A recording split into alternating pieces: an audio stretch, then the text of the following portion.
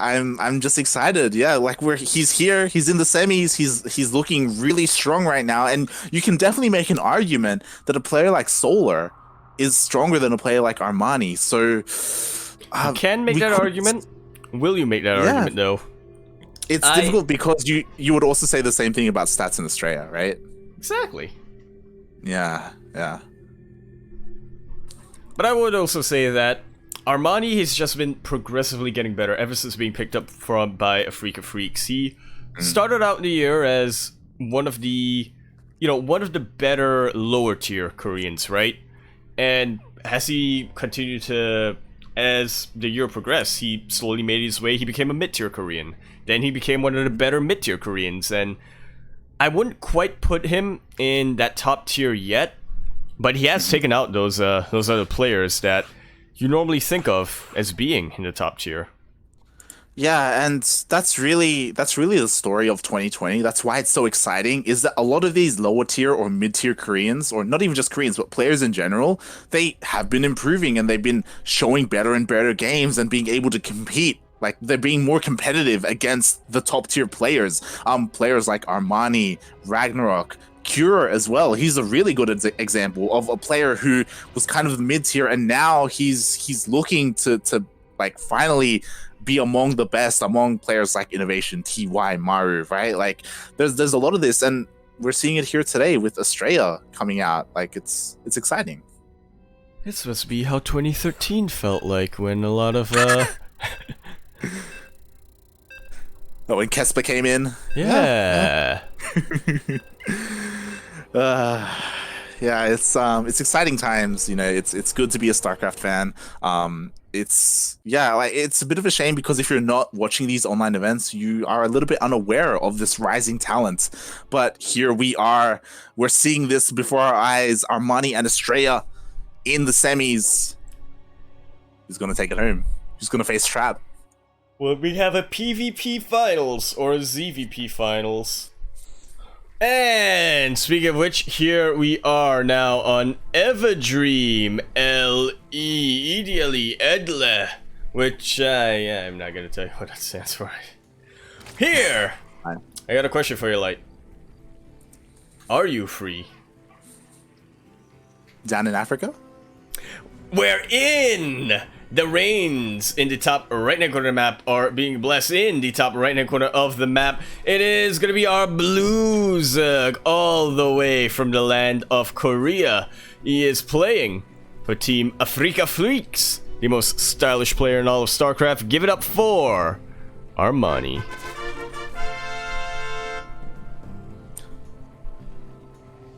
And spawning in the bottom left-hand corner of Everdream LE, we have the American Protoss player, the rising star himself, Max Angel, representing Alpha X. It is Astrea.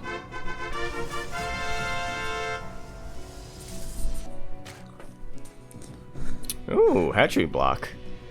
Yeah. So, or natural block, I should say.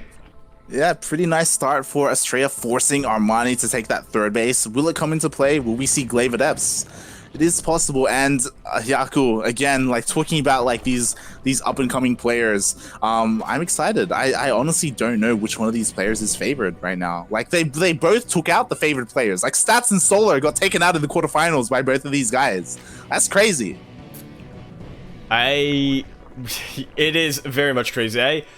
I want to say I think we'll see a new ESL Open Cup champion here, but I probably shouldn't discount Trap just yet. I will have to agree that if Astrea goes through, like, Trap looked so good in his PvP against Zest. Like, that's the mountain to climb at the end, you know?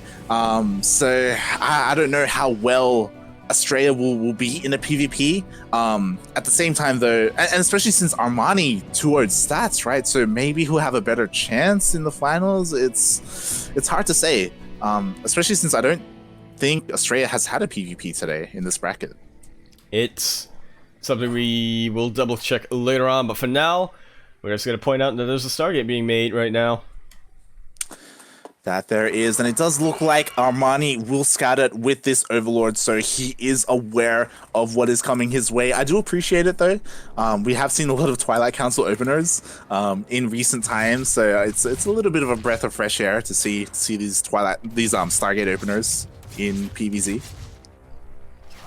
Yeah, I mean, we did just see one in the previous game, didn't we?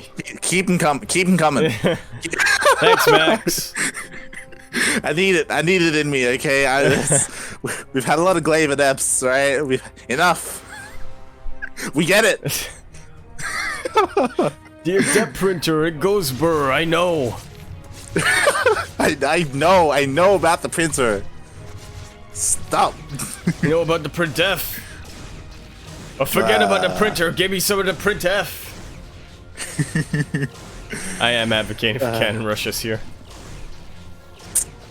God damn it! I mean, you know, we could see it at some point in this series. It is possible. Not too familiar with Astrea's play, but yeah, so far, you know, both players are kind of situating themselves on each other's side of the map. There are links here, but there are plenty of adepts here for defense. Astrea should be perfectly fine. Instead, Armani kind of making sure he's honest, like keeping an eye on that third Nexus timing. And for the most part, it seems like we are going to be just having this for a little while. We do see the Twilight Council being made here from Astrea. And that's our first divergent point. Oracle manages to jump in and take out a couple of drones there. And the Phoenix does get a nice scout off. Ooh, and Armani going for +1 melee. Yeah, we do see him going for +1 melee, so we could be seeing a pretty strong Ling attack or Ling Bane-based army. We'll see what he ends up going for, as he still doesn't have a lair, still just on hatch tech. And there it is, the Baneliness is going down, so we could see like kind of a Bane Bust-esque type move come out from Armani, as we do have Astrea, you know, expanding, getting his third base, macroing up behind this, doesn't quite yet know about this. It's not.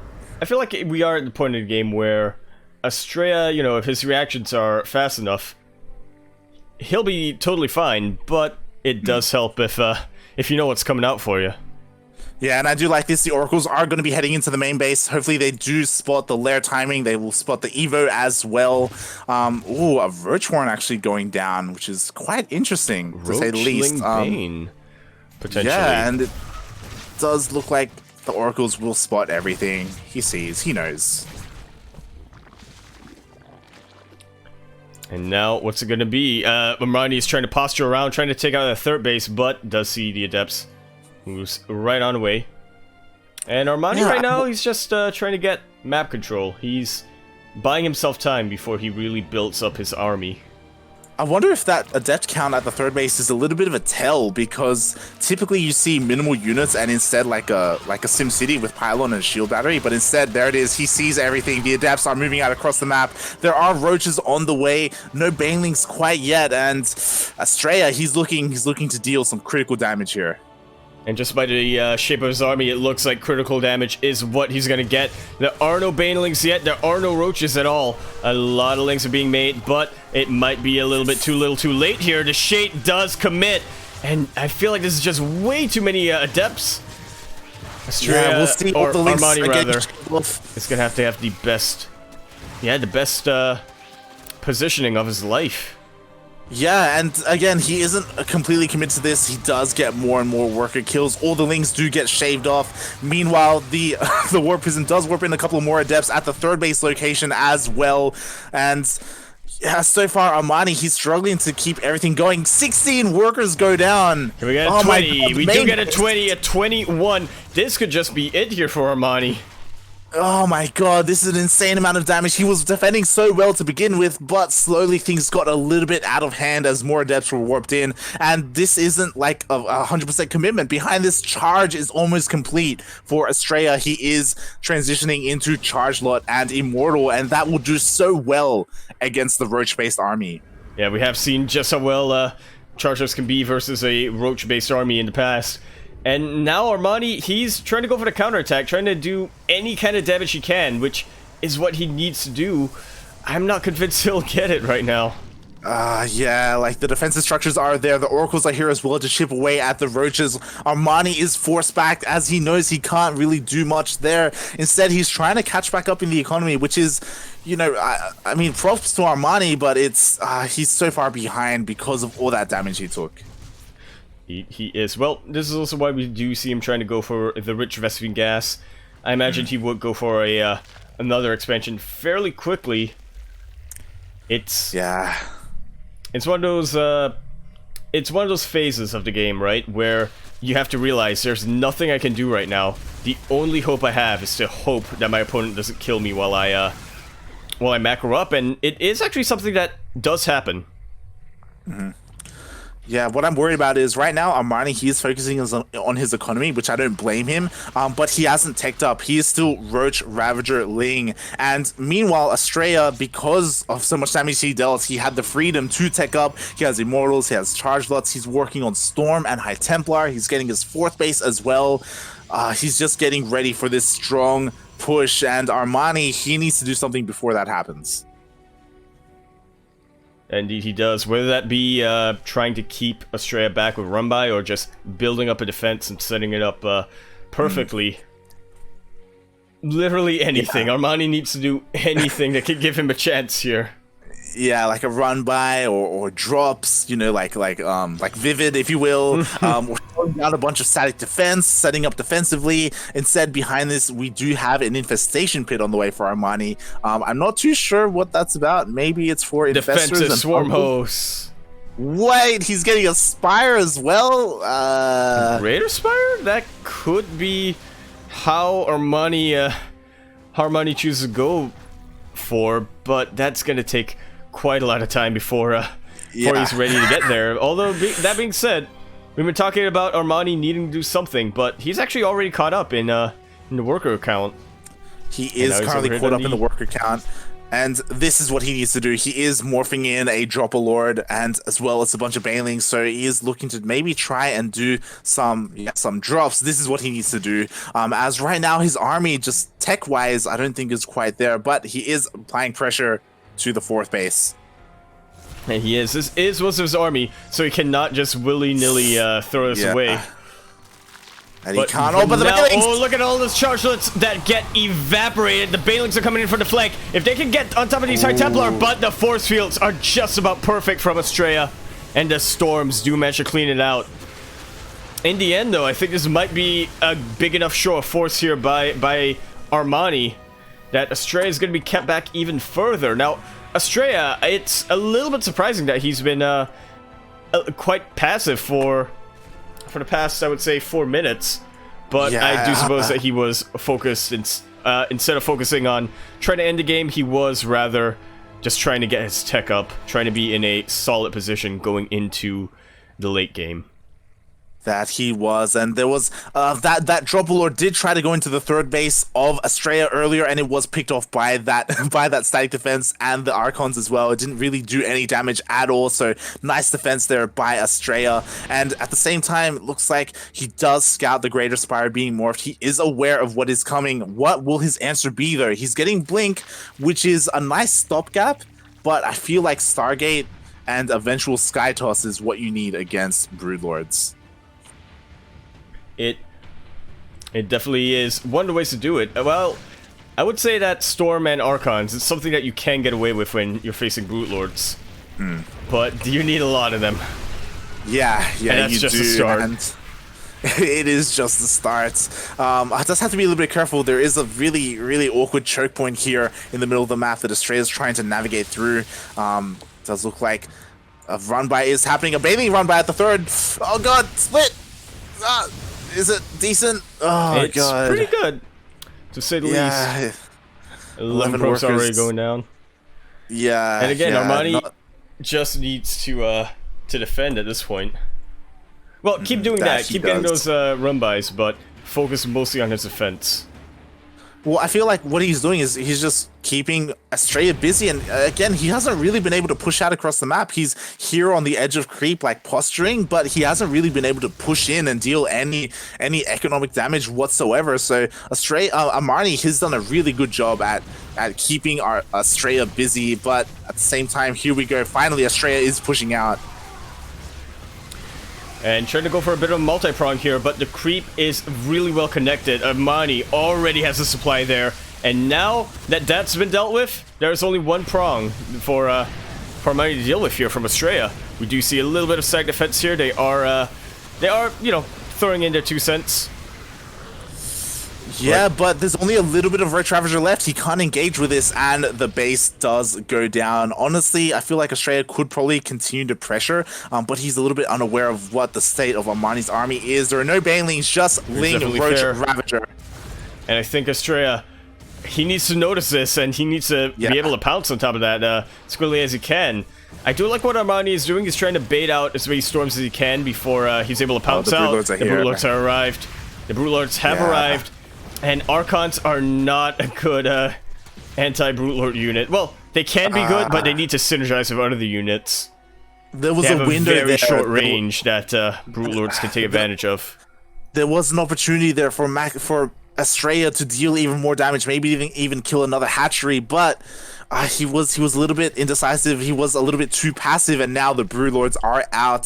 Astrea, his army is forced back, and now Armani, he's getting the tech that he needs. He's getting more Corruptors, more Broodlords, and I'm worried for Astrea now at this stage of the game. Well, we'll see how it goes down. A couple of queens are coming in because Armani just wants to have as strong as a push as he can, get some transfuses up wherever he can. Oh, I like this drop here from Astrea, but I think there are just way too many Brootlords there. The Templar have been taken out. Brilliant flank there by Armani, even forcing some storms on top of their own units.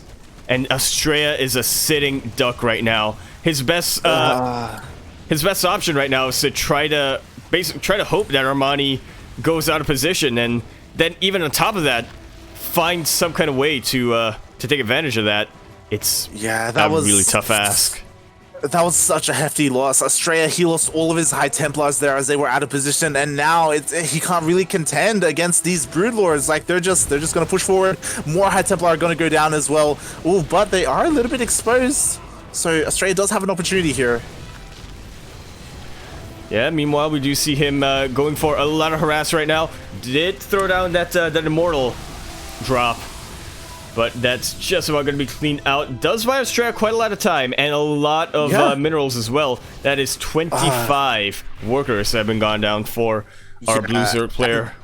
Astrea really needed that. He really needed some time to breathe as he was kind of being suffocated. He does force the majority of Armani's army home, so he is given that opportunity, and now the Broodlords are a little bit exposed here. They don't really have too much protecting them. Look at that blink coming forward. Going to be targeting down these Broodlords, and again, the transfuses are nice, but where's the buffer? What is keeping these Broodlords alive? Yeah, as more and more of them are going to be sniped and picked off. There isn't enough energy here for too many transfuses, but now the ground army is catching up. Look at the flank. It's coming down. Good force fields coming out from Astrea, but in the end, I don't know who's going to win this light. The Broodlords reign supreme. All the Stalkers went down. It's just Archons for anti-air, and that's not ideal against Broodlords. It looks like this base is going to go down. Oh, but the flank though with the Blink Stalkers will be able to snipe these Broodlords one after another. But these Brootlings are providing enough of a buffer here for Armani. The Biles do rain down, and quite a number of units get taken out, but the ground army of Armani is completely gone. These Brootlords are so exposed, and I think Astrea has just done it right now. Look at the supply difference. Oh my god. GG. Astrea takes game number 1 in specified semifinals. It was so important. As all of that was happening, there was Zealot Rumbys constantly with that War Prism across the map. Astrea, he knew he had to buy as much time as possible. And again, he just forced Armani to expose his Broodlords. Broodlords, they're so slow, they couldn't go back to defend. He had to use his Roach Ravager Ling army to pull it back. And Astrea, he made it happen. he made water out of wine. That was beautiful. That was Well played. He made water out of wine? Yeah, it's the other way around, but you know what? Either way, it's impressive. You know, how do you do that? I mean, they're distillers, I Make water out imagine. of wine. Yeah, he just distilled it in 5 minutes. It's crazy. I will definitely say that's a very, we had a lot of back and forth in that series there. I was getting tired. I can't imagine how the players are feeling. That game, I think, really exemplifies the importance of positioning. Yeah, definitely. Not just positioning, but also like the ability to defend at home while also like being able to maintain your force out in the middle of the map. Yeah, it was really well played. Prism, best unit in the game. Yeah, there's a lot of potential there, and Astrea, he was asking for a little bit of a break after that, and I don't blame him. Like he was on the edge there for quite some time. The Broodlords were almost able to bring it home for Armani, but Astrea, like even though he didn't have the best army composition to deal with them, like he was able to make do with his Blink Stalkers and Archons. It was very scrappy, very scrappy towards the end. But we are now going to be going into our second game, or we would. Yes, right, we are ready here. As a reminder to everyone, as well as my co-caster, to hydrate your hydras. You know, make sure I you should do that. you drink some water, you take care of your voices, and I should do that. yeah.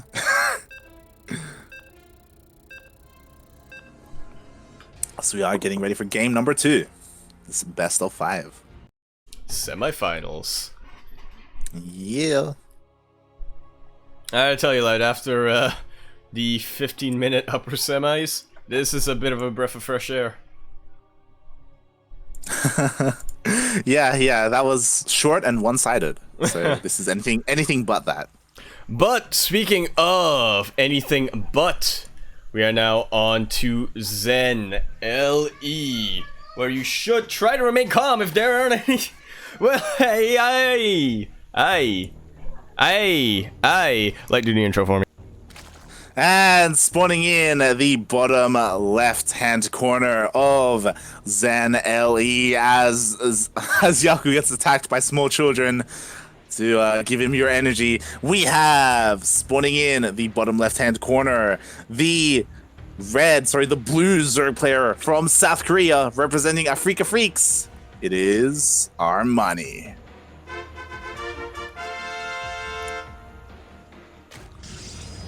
And spawning in the top right-hand corner of Zen LE, we have the American Hope himself representing Alpha X. He is Astrea. Oh my god, we were talking about it. We were hoping for it. We even joked about it, but we have a Forge first. Oh my god. Adept printer, more like adept at being like print F, am I right?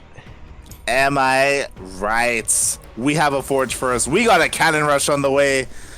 Oh my god. And I have not seen this variant, to be fair. We do have this hidden pylon. Yeah. It's not...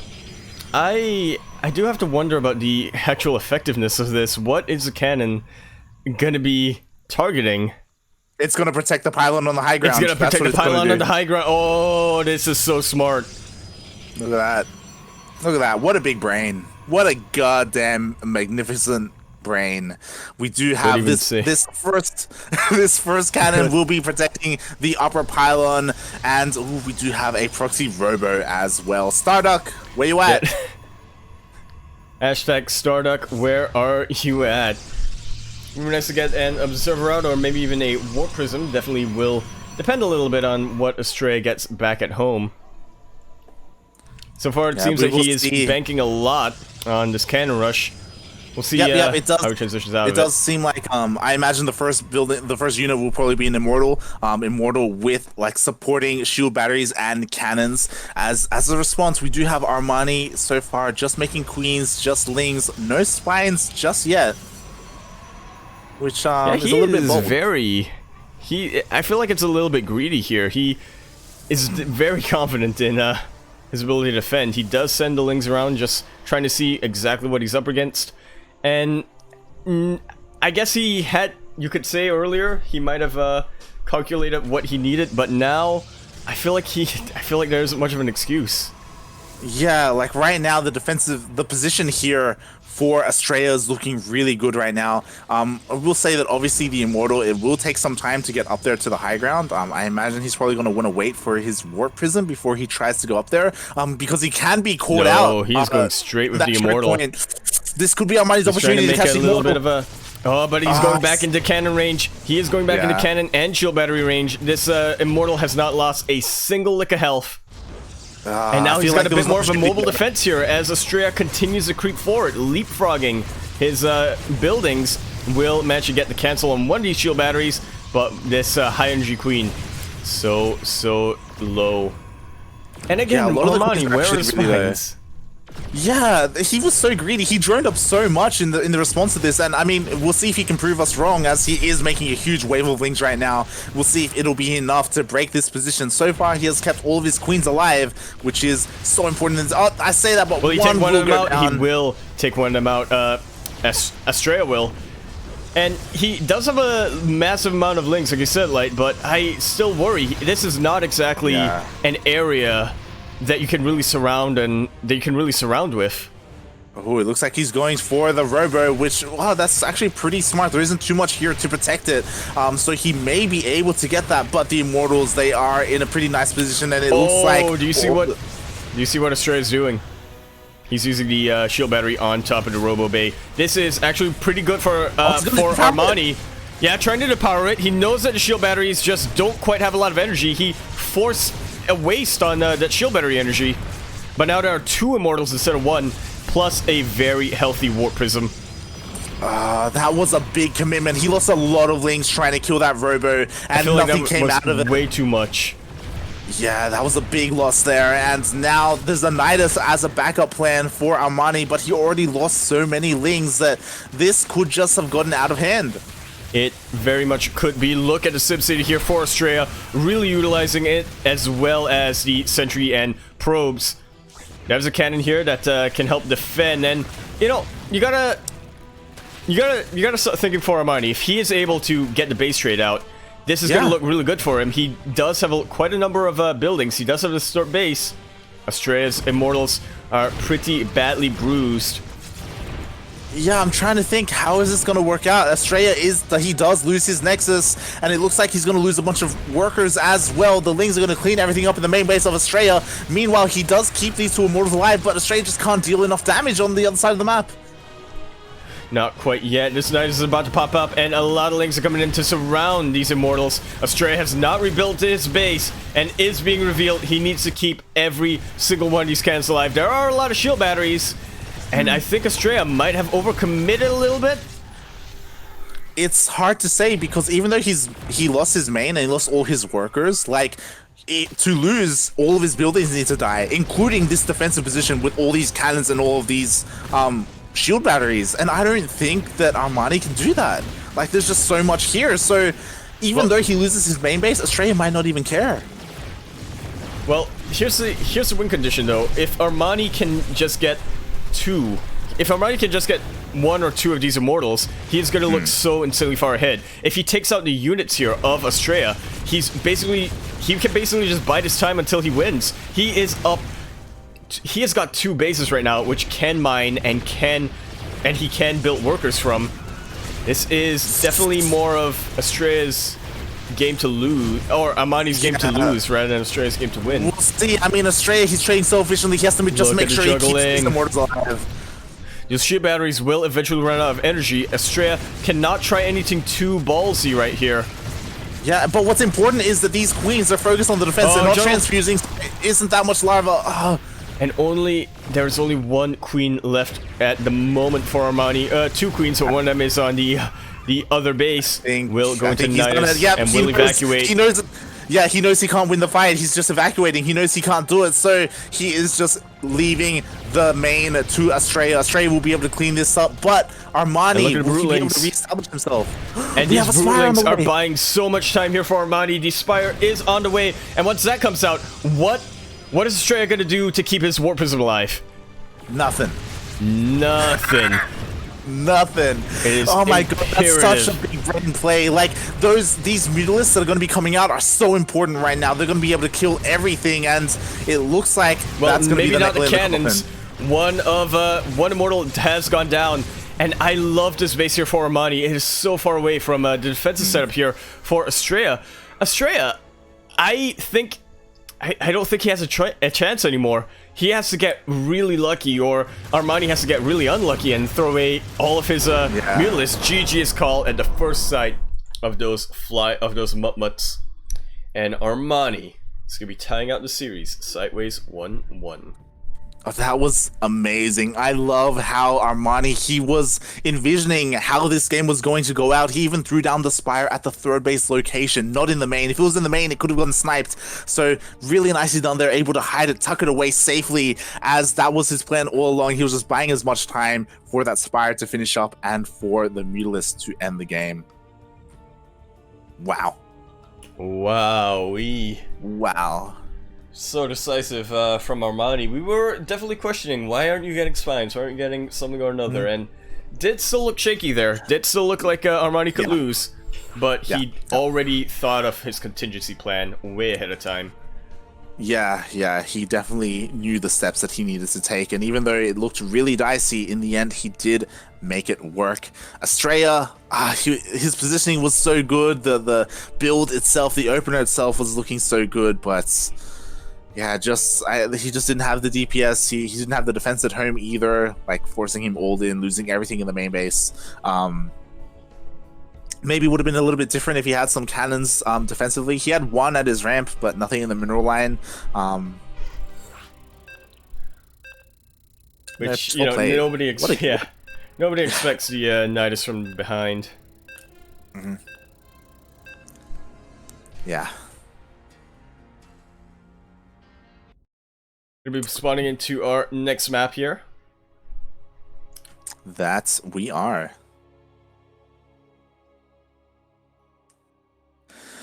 I'm just collecting myself right now. Got a little bit of everything in this series. And we are now here in the top right-hand corner of the map, spawning in the top right-hand corner of Eternal Empire, Ile, as here in the top right-hand corner of the map, spawning in top right-hand corner of the map is going to be our Blue Zerg, all the way from the land of Korea. He is going to be representing the Afrika Freaks. Blessing them reigns. He is the most styling player in StarCraft 2. We have Armani.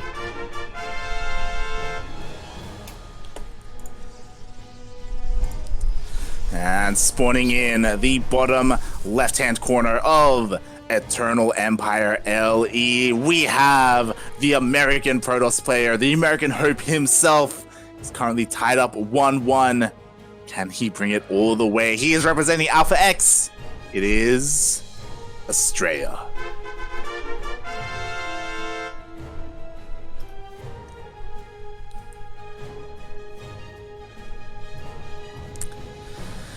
All right. So we called Cannon Rush earlier. You know, we got it. What else do we want in this series? What could we see? We have to think back to what we were talking about previously. Hydraling. Didn't mention it a little bit earlier today, so you know, Armani. I throw it out. You saying he may go full Miyamaka? Is he gonna go Ultralist against Immortals? Is that what you're saying? Is that what? Oh, that would be pretty cool. Would it? Yeah. Oh god. Yeah, it's anything is possible. We'll say anything is possible between these two players, but so far pretty standard. There is no Forge First. There are no proxies out on the map. Astrea unable to stop that natural from going down. So yeah, we are going to be getting into a relatively standard game. I say relatively. We have a pretty fast Stargate, as this was a double gas opener. Yeah, I mean, that's pretty standard. Yeah, I mean, the Stargate itself is pretty standard. This is a little bit earlier than the norm, so we will see if it can get any damage done. Because it is, because it is a little bit earlier, then it is possible that it won't get scattered out by the Overlord in time. It'll kind of depend on the positioning of the Overlords for Armani and how he sets himself up. But for the time being, it's just a standard little 3 base. That's a little bit delayed because of the probe there from Astrea. But we are it's gonna be waiting along here. Yeah, okay, so the Oracle is already underway. The Overlord is coming in through the natural, trying to go into the main base for Armani, but it does seem like the Overlord Scout won't make it in time to spot the tech before the Oracle gets out. We'll see. It is a very hidden Stargate here. Yeah. Armani will have to go all the way deep in. It's maybe if the... No, it's not gonna get spotted. Yeah, it doesn't get spotted at all. Finally, it will towards the end, but by now the Oracle is already moving out across the map. There are no spores in position. One is being made in the main base. Nothing at the natural right now, but there are 2 queens, so Armani, he should be fine. Does kind of depend what... Astrea still has an opportunity to bounce in, get a couple kills, and bounce out here, like so. Only gets 1. But more importantly, he keeps his Oracle alive. He does keep his Oracle alive. He does go for a Phoenix next to clear out some of those Overlords out on the map. Ooh, nicely done here, though. Armani does delay that 3rd base. And we are seeing something reminiscent to game number 1, going for a +1 melee. Yeah, we could see, once again, that good little Ling, Bane, Roach style that surprisingly worked pretty well for Armani. Astrea took it in the end, but that game was a lot closer than I think any of us thought it would be. But we'll see if it's going to be something different, like maybe a Bane Bus-esque style. Yeah, we'll see, because, again, when it came to game number 1, a lot of what happened kind of was off the back of Astrea dealing an insane amount of damage with his Glaive Adepts. We won't be seeing that this game, and because of that, Armani could be in a better position with this style, with this Ling Bane Roach style, so we will see as Astrea does end up getting his 3rd base situated nicely.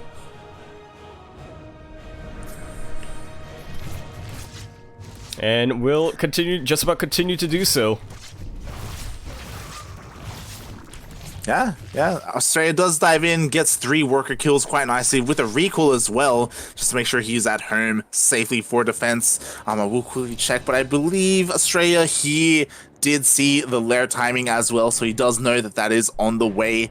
And again, this is pretty similar to game number 1. Astrea, though, opting for different tech routes and a different angle, I should say. Oh, this is full-on Skytoss coming out from Astrea. It's been a while since we've seen this in a PvZ light. You normally see Stargate into a more Robo Gateway style, or usually something like Stargate Phoenix. No, not Stargate Phoenix. What's the other one? Adept, that's the word. Yeah. Going into the double Robo as well, Astrea is. This is... Okay. What is scary is that this has been mostly unscouted. Like, these Phoenixes have been hidden for the longest time, and now they are finally coming out towards the 3rd base of Armani, and I don't believe he's too ready for this, as more spores are being thrown down for defense, but they're a little bit too late. That they are. We'll be able to at least chase away a couple of these Phoenixes, but not before 7 drones do go down. And this is something that can really snowball in a PvZ, especially now that there are these 2 Oracles over in the natural base. Are starting to just take out more and more drones, and will make it out of there alive. Armani, he is going to meet this with a bunch of his own Hydras, but will it be enough? Yeah, and you were talking about Snowball. 13 workers have gone down. What is that? 3 overlords have gone down as well. These Phoenixes are still continuing to do more and more damage. So Astrea is just going back and forth with this. Armani is looking to try and deal something with his ground army. We'll see though, as Astrea is pretty nicely situated at his third base. That's receiving run by trying to find something, but again, like, you know, we got a Depths, we got some good Sim City as well. So Astrea, he's looking pretty good this game. But here comes the bust. Oh, I like it. I kind of like it. Like, because of this Sim City, they have to go all the way around unless they want to crash into the roadways. You're gonna need a lot more banelings for that, though. Yeah. Yeah. But we'll see. Oh, these are slow banelings as well. It's gonna be waddling along here, trying to just take out the Nexus. We'll get a robo facility for that, but Astrea was mostly just using that for a wall. Yeah, definitely. So nice defense there by Astrea. Meanwhile, he's still sharking around with these Phoenixes, dealing more and more economic damage, killing overlords as well. And we'll see how this progresses, as Armani is opting to go for that more Hydra-heavy style, as Astrea is getting ready for that himself, going for Colossus. Which is a little bit of a kitchen sink here coming out from Astrea. It seemed a little bit like he was planning to go Stargate and then later on transition, but for now his Phoenix is still alive. He's still got... Yeah, and they're still taking up supply. This is the Bane. There are adepts in the natural of Armani, killing 11 workers. This War Prism, oh my god, was able to sneak in. And part of that is because all the overlords were taken out and they were forced back home, so they weren't in position to spot this coming in. And for that, Armani is once again going to be bleeding out workers. Still going to be taking the worker lead for the time being, but just the fact that he was forced to continuously remake those drones, you can see the difference in the army supply now, just how much of an effect that has. Definitely, and it doesn't stop again because of the Phoenix opener. Like, there's more and more workers go down, even focusing the gas drones as well. Oh my god, Astrea, he is just kind of pulling Armani apart. Armani, he's having a hard time keeping up because he's lost so many workers. His army supply is looking really low as well, so he just doesn't have the Hydra count to protect all of his bases at once. And this is just about Astrea's game. Anytime he can go in, he's looking for that. He will have to... I mean, he can't just throw away the army though, but that's a pretty strong army. Yeah, he is looking... This is a pretty intimidating Protoss army. You know, he's got Colossus, he's got sentries for force fields, he's got a lot of Phoenixes as well to CC the Queens or the Hydras. But one thing that I think Armani has caught on with is Astrea. He is a fairly cautious player. Astrea, he's trying to make himself be bigger than he actually is, right? Like a Cobra or something. Because he's just trying to buy time to get his Lurker Den up, which is something that will be a lot more solid in terms of defense, but I think Astrea has just about seen the writing on the wall. He knows that Armani is actually way weaker than he initially thought, and now he's starting to go in. Yeah, it's a little bit of that death by 1,000 cuts. Armani, he just lost so many workers over the course of this game to the point where now his army just can't compete with the army of Astrea. Astrea maxed out already, being able to take out the 4th base and the upper northern base. Oh, there are lurkers. Is there detection here for this army? I see. I don't think so. No, the only observer is way out of position here. But where are the oracles? Are the oracles still alive? They are, and the oracle's gonna get up to 4. No! Not where you wanna have that happen. There's another oracle, but it will be chased away here. Not really the best location for Armani to be borrowing right now. Right on top, basically right below his army. That splash damage helps a lot to. The detection is here. There is an observer now with the Protoss army, and with that. The lurkers, they were kind of his saving grace. They were kind of his Hail Mary? That's it. Hail Mary. Yeah. But I don't know if it's not even going to be able to do that quite yet. Yeah. Look at all the Phoenixes. Look at the crowd control. The Banelings are trying to crash in, but Stalkers, they do pretty well against Banelings, and I think we should just about see it. We do see a bit of a Baneling run by here. Just trying to Everything take gets out a picked up. couple of yeah, just trying to take off a couple of probes, but in the end it's not enough. Yeah, Astrea, he pushes on forward, and it looks like he will be able to take game 3 in this best of 5. I say that there is this one lurker, there's no detection, so Armani, he's holding strong as best he can. Sometimes that's all you need. We do see drones just trying to find a way to evacuate, just noping right out of there. And for now, yeah, Astrea's just waiting for his observers to come back in. Yeah. We'll take a little This bit of time, but yeah, Armani just doesn't have anything in the way of defense. Yeah, and this was really well played by Astrea. Throughout the course of this game, he just pulled Armani apart to the point where we see now he was just able to amass a stronger army and just push through. And Armani, he just couldn't keep up. Now he does have a lot of workers. Like, this is like his last stand essentially.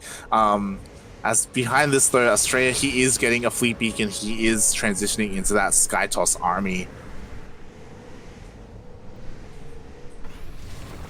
Or at least he will if this game doesn't end before that. Yeah. And this should just about be the final push here. Really good lifts here on top of the lurkers, and it's just way too strong of an army. Armani, he's holding in. You know, he's trying to just evacuate wherever he can, but yeah, even this Nidus isn't going to save him. Yeah, that was really well played by Armani, trying to defend as best he can, but at the end of the day, there's just too much army supply. GG is called. Astrea, now on match point. Really, really exemplifies the snowball effect in a PvZ. Yeah, and again, a lot of that did come down to the fact that those Phoenixes, that style that he was going for was hidden for so long.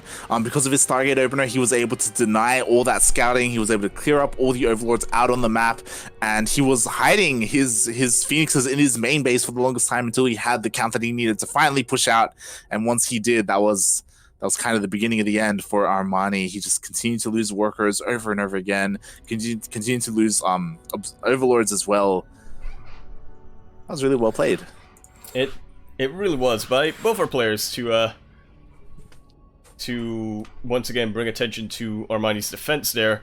Did make the most of what little he had. Did try to buy as much time as he had, but in the end, it was his fate was already decided way long ago. Yeah, and that does go to show, especially in this matchup, as a Zerg player, it is so important to scout your opponent. It's so important to scout what the Protoss player is doing, because there's just so much like flexibility when it comes to their openers. Even if you see the initial Stargate, like we could see so many other things. You were talking about before how it's kind of common to see Stargate and Glaive Adepts to complement it as well, you know, and that's kind of what we see more commonly. So maybe he was just assuming that was coming and was just caught off guard. I feel like, yeah, I don't know if you feel like anyone would be in, they were in Armani's shoes. Yeah, which somebody mentioned way long ago. Protoss is part of being what separates a good Protoss from a great Protoss is that cunning, being able to read your opponent, and not just read your opponent and what they want to go for, but knowing what they think you're gonna go for. Yeah, definitely. As we are getting set up for game number 4, are we gonna see Astrea go all the way to the grand finals, or will Armani fight back? I honestly, again, because of the state of play, like because of both of these rising stars, I'm happy with either of them facing Trap in the end. I just want a good finals. I don't want a Trap versus Zest finals that we saw in the semis. I don't want a one-sided 10-minute 3-0. Like, we gotta go all the way. We gotta have a proper series. But it's kind of a tough ask, because I'm sure Trap is watching this. I'm sure he's watching Armani's play in case Armani does advance, you know, in this matchup. So Trap, he's gonna be looking pretty solid in the finals.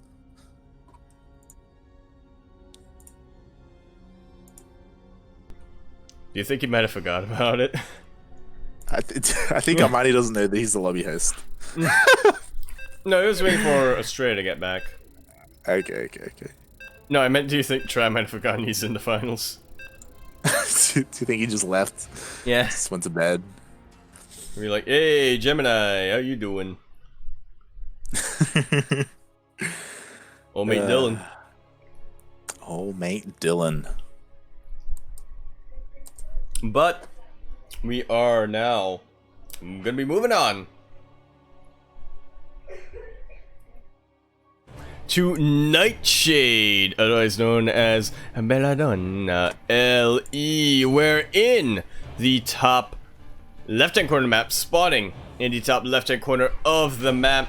We have our Blues. He put up one heck of a performance throughout today, and now he is being given quite a bit of a run for his money now that his opponent is on match point. If this was a best of 3, he would have already been eliminated, but it is not.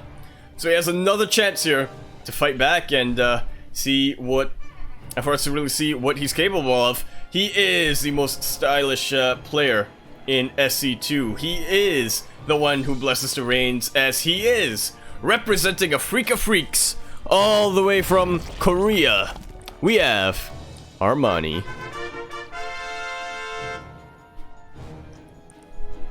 And spawning in the bottom right-hand corner of Nightshade LE, we have the American Protoss player, the American Hope himself, currently up 2-1 in this best of 5. He just needs one more win to make it all the way to the grand finals. We have, representing Alpha X, it is Astrea.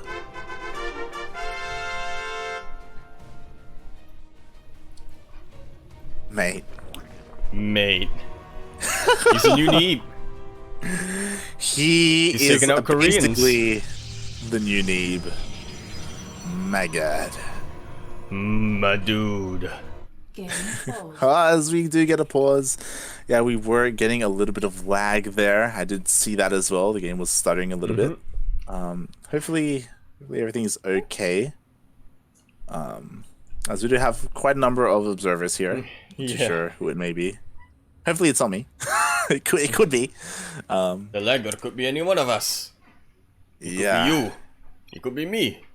Could even be Armani. It could, and yeah, I'm kind of looking at Astrea right now. Like, he's been able to whip out something new every single game. You know, what does he have in store for us in game number 4? Well, for now, yeah, there's no forge. The gas count, okay, it's double gas, which nothing that's too out of the ordinary here. Yeah, we'll see. We do see a pylon way. Yeah, we do see a pylon way in the hidden base. Yep. There we go. I was about to That's say. the Stargate once again. Yep. Getting the earlier gas typically leads to Stargate or some kind of tech choice. But yeah, I do like that Astrea does enjoy his Stargate play. I appreciate, to say the least. After the numerous adept printers, let's see a bit of a oh no, Belair, please. No.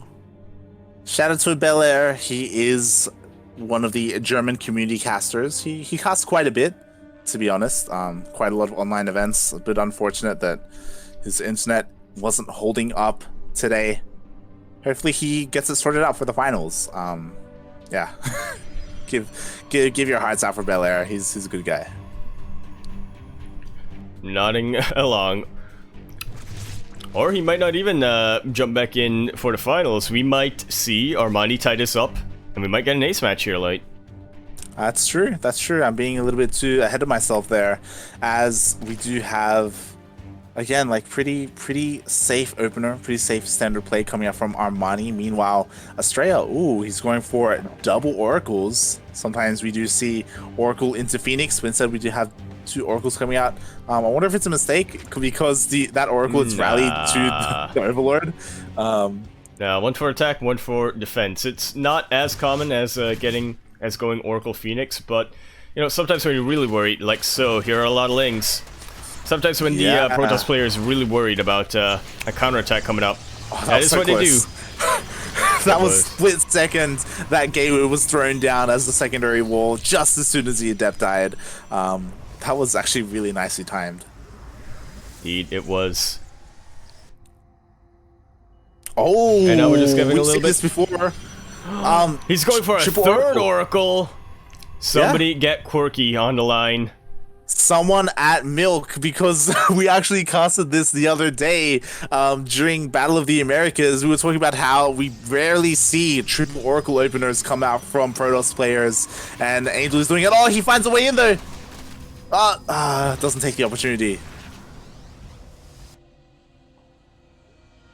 And here we have these 2 oracles across the map looking to find some sort of damage. Since there are 2, they can dive in, and nice 4 workers do go down. That's all they can do for now. But we have a 4th oracle on the way. We got mass oracle, boys. I feel like Steel has this for Mutilus. It goes from a problem to a catastrophe to an apocalypse. Can we get something similar for oracles down? This is something that SOS used to do a lot back in the day. A couple of other Protoss players, they picked it up, but slowly it kind of fell out of fashion. Astrea now bringing it back up and showing, you know, why it was used so often in the first place. Yeah, and something that Armani is doing, if you do take note, is that his queens are marching across the map. We got Roaches and Ravagers being morphed in as well. Mass Ling on the way. Didn't we see this in another series, in another game we casted today, Light? We did. I don't think Armani was watching that. We'll see if Astrea can hold on as the Shield of Ire. He's giving up his 3rd base. I love this. He's throwing down all his static defense at his natural instead. He knows that he cannot. It's too late to hold on to that 3rd. And we'll see. It looks like these Shield Buyers are going to be able to finish up in time. That they will. These Adepts are looking to get a little bit caught off guard. The Corrosive Biles do land on top of them, but not on the Oracles, and that is a big important part. He does need to be careful. Astrea does. He does not want to get caught out by the Queens. And this, I'm getting flashbacks, Slate. Yeah, we'll see though. The army count isn't as high for Astrea, but the force fields are beautiful. Already there. isolates 2 queens. Very nice transfuses going down, but it's not going to be enough in the end. There's only 1 energy queen that has energy left, and it is being targeted down. Very quick dodge there by Astrea. And now Armani. It's just a handful of Ravagers and Lings, but he is reinforcing units. Is he even going to save his 3rd? Like, he gave up his 3rd thinking his oracles are low on energy now. He does still need to be careful. His Immortal is still alive, though. I think we are about to see Astrea, if not win this game, at least have such a big advantage. Only 4 probes have gone down, Light. And his 3rd is alive. Oh my god. Exactly. Like, Astrea, I'm sure he's surprised right now. He's like, wait, what? He completely abandoned his 3rd base. He was like, you know what? I'm going to lose this, but I'm going to hold at the natural. And instead, Armani, he tried to go for the 3rd. He tried to end the game, pushing into the natural. He didn't go for the 3rd, and the 3rd is still alive. Mate. It's not over yet. Definitely not over yet. Astrea's army has been quite a bit weakened. The Oracles are low on energy, but suffice to say, Astrea has just entered the mid-game with an insane advantage. He's basically a trust fund kid. Oh my god, that he is. He is striking around with these oracles. He does spot the lair timing as well, so he does have that going for him. And as you were saying, like, the ground army is still not quite there for Astrea. It's just his booming economy right now that is giving him such an advantage. And we'll see as we do have 2 immortals and this war prison moving out across the map. Yeah, we'll see. They are starting to not coalesce, but meet each other. Okay, not quite. Yeah, condensed, that's the word. Oracles are trying to find a bit of an opening, or at least provide a bit of a distraction here. The Immortals are now in the natural. And there's just not much anti-air here. That War Prism can drop and pick up and... Exactly. The thing is, 3 workers doesn't seem like a big deal now, but he can just keep doing that. He can just keep doing that throughout the game. If now that's not going to be the case, Nidus going to be thrown down by Armani. Ooh. I do like that. That is... I feel like Armani has just identified what the problem is right now, and problem is not necessarily that he's being contained, but more so that Astrea has the ability to do that, right? Yeah, exactly. So if he can go around the army of Astrea. I do like this from Armani. We'll see what happens as the Oracles do dive into the third base, killing more gas mining workers. Yeah, that's a pretty good micro coming out from Astrea. We do see him pulling away his more injured Oracles. Not going to be losing anytime soon. Exactly, and the important part is that Nidus still has yet to be scouted, so this could completely catch Astrea off guard if he doesn't have a ground army at home, and there it is, the Nidus. He spots it though. He sees it. Yeah, he does. Is there going to be enough though? Pull the boys, pull the boys. Okay, he might not need to pull the boys. I think this is just enough Stalkers. A couple of Links are going to come out. One Queen is going to come out. Wow. Sometimes that's all you need. I was doubting. I had doubt. But I shouldn't, because it's Max goddamn Angel. I need you to stop your worrying, Chief. I got the best on it. You got the best on it. You're a loose cannon. God, sometimes we need loose cannons in this world, Chief. Max goddamn Angel. Somebody make a poster for that, by the way. Alright, this is Armani's final hurrah. He is so behind on workers. This is the only thing he has going for him is his army, and even then it's not that impressive compared to what Max goddamn Angel has managed to build up here. Exactly. Oh my god, there is a pretty strong Ling Road Ravager army. He is pulling the queens once again. The march is happening. It will take quite some time though, and enough time for Astrea to warp in more units. He doesn't have any shield barriers though. He doesn't have that static defense to back this up. So this could be Armani's opportunity. But look at the Immortal count though. Look at the Archon count. Look at the Oracle count. You know what would be the cherry on top here? Like a couple of stasis wards, but yeah, I don't think that's going to be fast enough. Now Armani, he is trying to come in with a bit of a flank here on two angles, but again, that's just not enough army supply. Not a good enough army. Astrea, he is going to be your finalist unless something really drastic happens. There we have it. Come on, phone. Phone. Fingerprint. God damn it.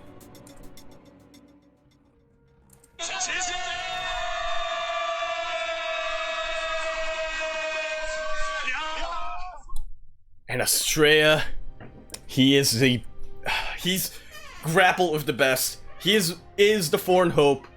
I think there was a lot of eyes behind him as an up-and-coming player. But now, he's making it to a finals. Not the first time he was in the finals of ESL Pro Tour Open Cup Asia, I do believe, but it is the first time he's in the finals where he's taken out the likes of Stats. No, not Stats. He's taken out the likes of Solar, Armani, and Lambo. A lot of good players. A lot of good Zergs to point out. We will see how Max Angel good point. fares against the Protoss. And not just any Protoss.